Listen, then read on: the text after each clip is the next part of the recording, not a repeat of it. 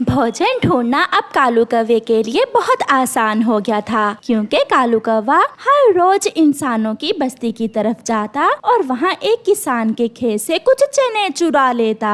आज के लिए इतना ही काफी है, पेट भी भर लिया और गोरी के लिए भी चने ले लिए। कालू कौवा कुछ चने लेकर वहाँ से उड़ता है। नदी पर गोरी कौवी दूसरे पक्षियों के साथ बैठी हुई थी। लो पतरी जी, खाओ चने, बहुत स्वादिष्ट हैं।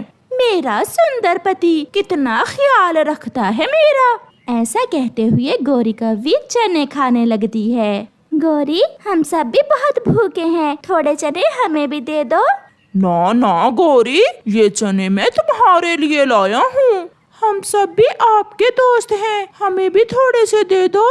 ना ना, मेरे पति जी बहुत मेहनत से कमा कर लाते हैं मेरे लिए चने। चल कालू, घर जाकर खाते हैं। वो देखो, मोटा कबूतर कैसे घूर घूर कर देख रहा है मुझे। फिर गोरी और कालू चने उठाकर वहाँ से चले जाते हैं। ना जाने ये कालू चने कहाँ से ले आता है, मुझे तो पूरे जंगल में कहीं भी चनों का पौधा नजर नहीं आता। दूसरे दिन गोरी कालू से कहती है, पति जी, आज मैं भी आपके साथ जाऊंगी किसान के खेत में। मगर ध्यान रखना, अगर किसान ने पकड़ लिया तो बहुत मारेगा। गोरी कौवी और कालू किसान के खेत की तरफ जाते हैं।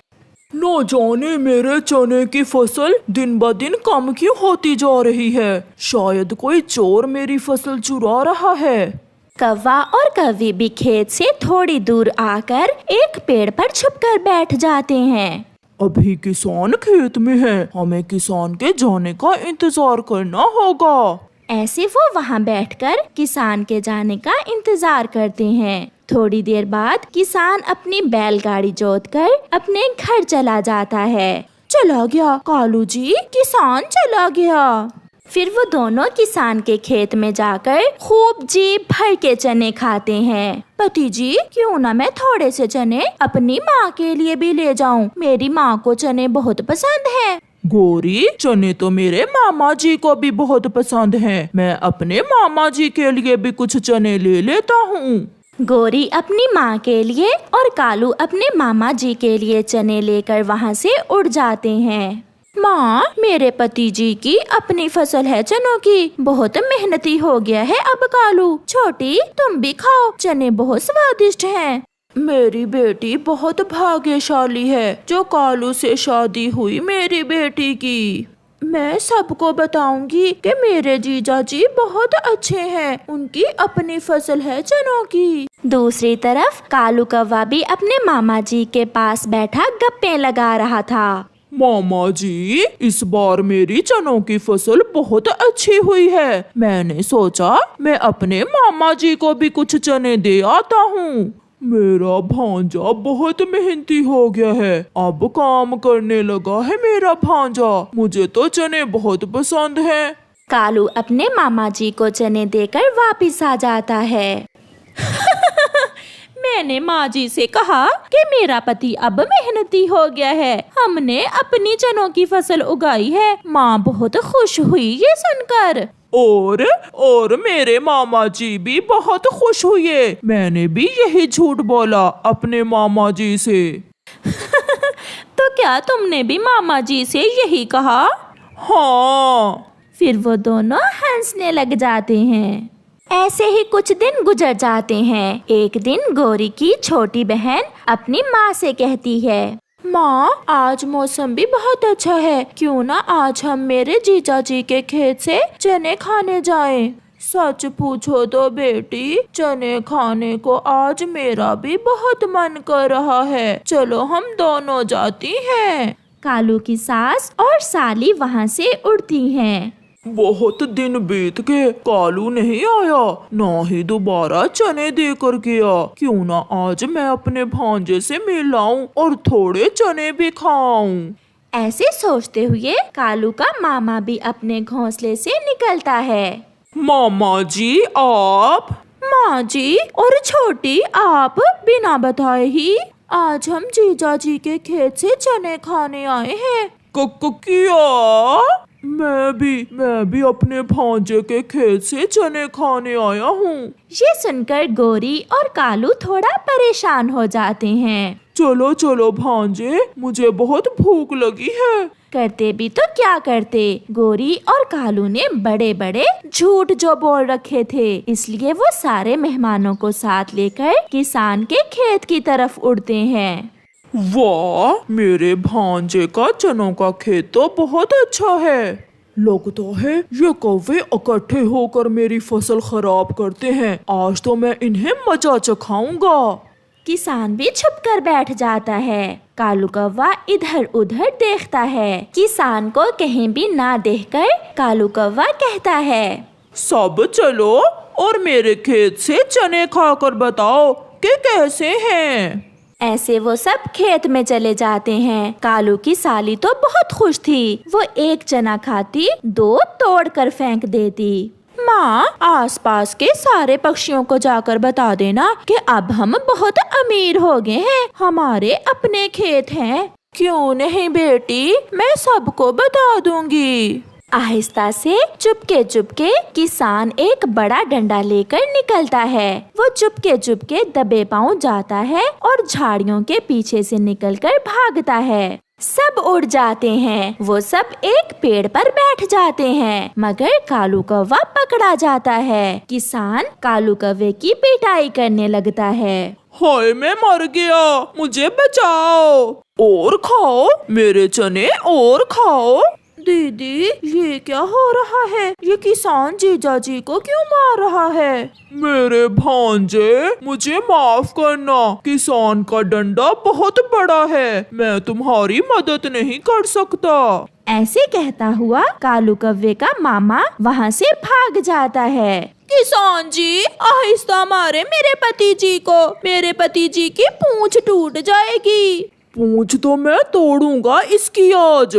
बहुत मुश्किल से कालू कौवा अपनी जान छड़ाकर वहाँ से भागता है। ऐसे सबके सामने कौवे और कौवी को बहुत शर्मिंदा होना पड़ता है। प्यारे दोस्तों, इस कहानी से हमें सीख मिलती है, झूठी तारीफ करने से बेहतर है कि सच बोला जाए, क्योंकि झूठे को हमेशा शर्मिंदगी का सामना करना पड़ता है। आपका धन्यवाद। सभी माएँ अपने बच्चों से बहुत प्यार करती है। आज की कहानी भी एक ऐसी ही माँ की है जो अपने बेटे से बहुत प्यार करती है। इतना प्यार कि वो अपने बेटे के प्यार में दीवानी हो जाती है। आज मम्मा चिड़िया और उसका बेटा कुकू भोजन की खोज में मुंह अंधेरे ही निकले थे। कुकू बहुत खुश था क्योंकि वो आज दूर जा रहे थे। मम्मा, जल्दी आए, देखें मैं आपसे आगे निकल गया हूँ।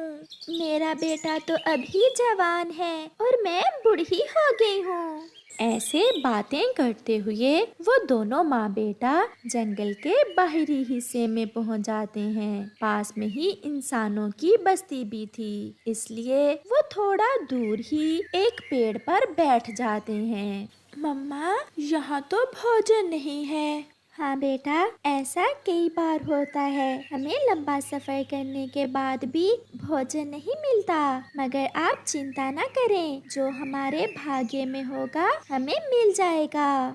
मम्मा चिड़िया ने अभी इतना कहा ही था कि एक पत्थर गोली की तरह आता है और चिड़िया के बेटे के सर में लगता है। शायद ये छोटे बच्चों की खेल थी जिसने एक माँ से उसके बेटे को छीन लिया था। कुकू दूसरी सांस नहीं लेता और वही मर जाता है। मम्मा चिड़िया खुद को संभाल ही नहीं पाती।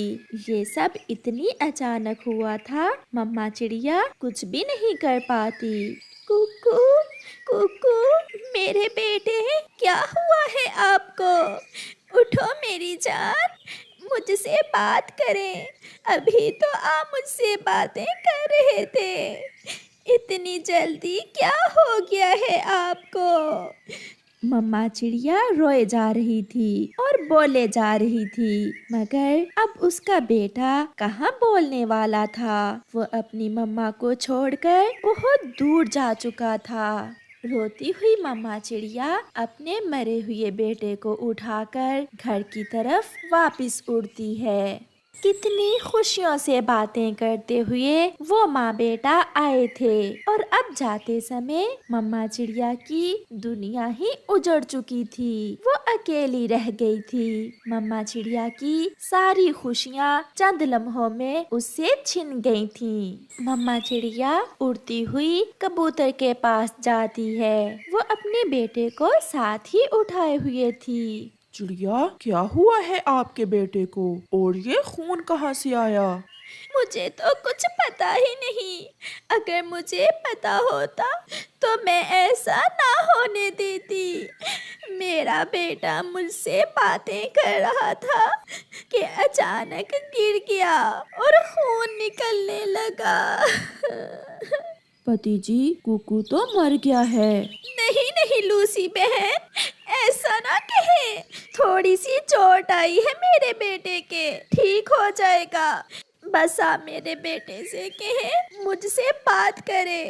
पहले भी तो कई बार मेरा बेटा मुझसे नाराज हो जाता है, मगर ऐसा तो कभी नहीं हुआ। चिड़िया बहन, प्रकृति को मान लो, कुकू अब कभी नहीं बोलेगा। इसके शरीर में तो एक कतरा भी खून का नहीं बचा, ये मर गया है।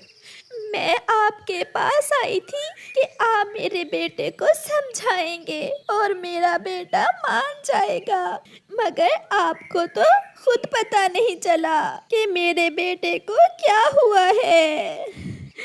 ऐसा कहते हुए मम्मा चिड़िया अपने बेटे को उठाकर वहाँ से चली जाती है। अब अंधेरा बढ़ रहा था। मम्मा चिड़िया अपने मरे हुए बेटे को साथ लेकर अपने घर में पहुँच जाती है। कुकू, प्लीज बेटा मुझे माफ कर दे। जो हुआ मुझे माफ कर दे। कहीं कहीं कबूतर की बात नहीं नहीं, ऐसा कैसे हो सकता है? मेरा बेटा तो स्वस्थ था, मुझसे बातें कर रहा था। कुकू कुकू मेरे बेटे, उठो, मुझसे बात करो। कालू, लग रहा है चिड़िया रो रही है। चलो तो जाकर देखें चिड़िया को क्या हुआ है। चिड़िया आज अपने बेटे के साथ इंसानों की बस्ती की तरफ जा रही थी। जो पक्षी भी इंसानों की बस्ती की तरफ जाता है, रोता हुआ ही वापस आता है। फिर गोरी और उसका पति चिड़िया के घर जाते हैं। गोरी, अच्छा ही हुआ जो आप आ गई हो। मेरा कुकू मुझसे बात नहीं कर रहा। आप ही कुकू से पूछें, ये मुझसे क्यों नाराज हो गया है। कालू, क्या तुम देख रहे हो? हाँ, मैं देख रहा हूँ कि कुकू अब कभी नहीं बोलेगा। चिड़िया मेरी बहन, आपका बेटा तो मरा हुआ है, ये सब कैसे हुआ? मैं इंसानों की बस्ती की तरफ गई थी अपने बेटे को साथ लेकर। वहाँ न जाने क्या हुआ। गोरी, मैं ना कहता था कि इंसानों की बस्ती की तरफ जो जाता है वो रोता हुआ ही वापस आता है। चिड़िया बहन, अब आप सो जाएं, चुप कर जाएं। कल शाम तक आपका बेटा आपसे बोलने लगेगा। कालू, चलो, चिड़िया बहुत सदमे में है, ये अभी नहीं समझेगी। फिर चिड़िया और कौवा अपने घर चले जाते हैं और मम्मा चिड़िया सारी रात अपने बेटे को अपनी गोद में लिए बैठी रहती है। मम्मा, मुझे ढूंढ ले, मैं छुप गया हूँ। कुकू मेरे बेटे, ऐसा ना करो। आपकी मम्मा का दिल बहुत छोटा है, आपकी मम्मा मर जाएगी। मेरी जान मेरे सामने आ जाए। मैं हार गई मेरी जान। मम्मा हार गई, मम्मा हार गई। डरकर मम्मा चिड़िया की आंख खुल जाती है और सपना टूट जाता है। सुबह हो गई थी और कुछ खाए पिए बिना मम्मा चिड़िया फिर से अपने बेटे को साथ लेकर उड़ती है। मैं अपने कुकू को आज झरने पर लेकर जा रही हूँ। मुझे पूरा विश्वास है झरने पर जाकर तो मेरा बेटा जरूर बोलेगा। मेरा बेटा अपनी मम्मा से सुलह कर लेगा। ऐसा सोचते हुए मम्मा चिड़िया अपने मरे हुए बेटे को उठाकर झरने पर चली जाती है और बड़े प्यार से उसे एक पत्थर पर रखकर उससे बातें करने लगती है। मेरी सोनीता को फूल में लपेट कर नदी में बहाना। सोनीता के पापा, क्या आप फूल ले आए हैं? हाँ, मैं फूल ले आया हूँ। मेरी सोनीता को फूल बहुत पसंद थे ना। लो, मैंने अपनी सोनीता को हमेशा हमेशा के लिए फूलों में लपेट दिया। अब चलें? फिर मम्मा और पापा तितली अपनी सोनीता तितली को उठाकर झरने पर जाते हैं। आज रात मम्मा तितली की बेटी सोनीता बुखार से मर गई थी और मम्मा तितली अपनी बेटी को फूलों में लपेटकर नदी में बहाने ले जा रही थी। झरने पर पहुंचकर मम्मा तितली और पापा तितली अपनी बेटी को बड़े प्यार से झरने के पानी में बहा देते हैं। मम्मा चिड़िया बैठी बड़े ध्यान से ये सब देख रही थी और फिर वो मम्मा तितली और पापा तितली को रोता हुआ देखकर वहाँ आ जाती है। ये क्या हुआ? आपने अपनी बेटी को नदी में क्यों बहा दिया, और वो भी फूलों में लपेटकर? मेरी बेटी रात को मर गई थी, उसे तेज बुखार था, इसलिए हम अपनी बेटी को नदी में बहाने आए थे। क्या आप भी अपने बेटे को नदी में बहाने के लिए लाई हैं? ये सुनकर मम्मा चिड़िया थोड़ी देर चुप करती है और फिर रोते हुए बोलती है, हाँ हाँ, मैं भी ऐसा ही करने आई हूँ। क्या आप मेरे बेटे को भी ऐसे ही फूलों में लपेट देंगी जैसे आपने अपनी बेटी को फूलों में लपेटा था? मैं करता हूँ, मैं आपके बेटे को फूलों में लपेट देता हूँ। फिर पापा तितली कुछ फूल तोड़कर चिड़िया के बेटे को फूलों में लपेट देता है और मम्मा चिड़िया अपने पंखों से अपने बेटे को तेज आती हुई नदी में बहा देती है। आपको देखकर मेरा दुख थोड़ा कम हुआ है और आप मुझे देखें, सोनीता के पापा को देखें। जिंदगी रुकती नहीं है, हमें जीना होता है। इन सब दुखों के साथ, इन सब गमों के साथ हमें आगे बढ़ना होता है। मैंने स्वीकार कर लिया, मैं समझ गई, मैं मान गई कि मेरा बेटा अब कभी लौट कर नहीं आएगा। चले, अब शाम होने वाली है। और फिर डूबते सूरज के साथ मम्मा चिड़िया और दोनों तितलियां वापस उड़ती हैं।